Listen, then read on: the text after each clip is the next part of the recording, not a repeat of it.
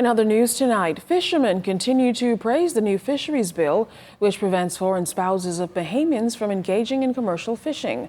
But they're also relieved that the Royal Bahamas Defense Force seemed to have strengthened its sea patrols. Desmond Saunders tells us more. Fisherman and president of the National Fisheries Association, Keith Carroll, finds his sail into the high seas these days much more enjoyable and secure. So far this season, and I have two boats out there, and my friends have boats. We talk to one another every day. We haven't seen one illegal boat. Now, that don't mean they're not there. But like how we used to see them, they used to just come and fish amongst us. We don't see them no more.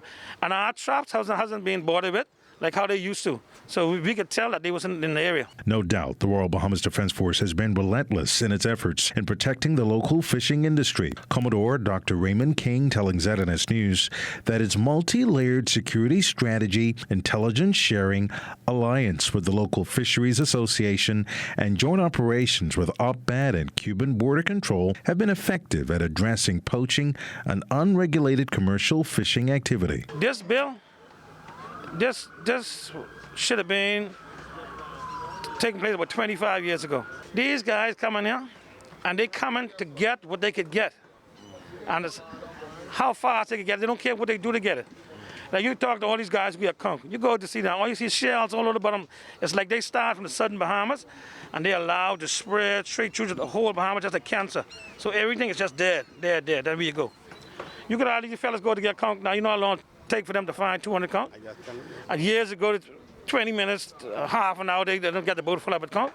A fisherman for 9 years, Gregory Brown agrees that the beefed-up patrols are vital to sustaining the thriving multi-billion-dollar fishing industry and protecting the livelihood of fishermen in the country. So if we can have these people come into our waters and fishing with no regards, no paperwork, I think that's illegal.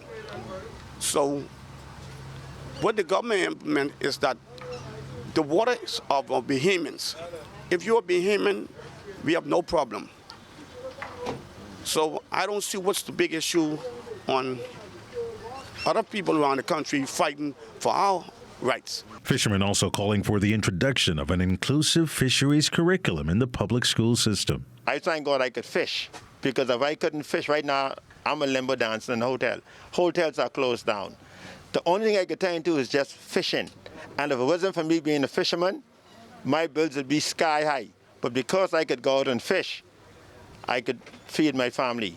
That's why the government have to implement diving programs, school legislation, that the young people in the school can actually come out of school with something to do.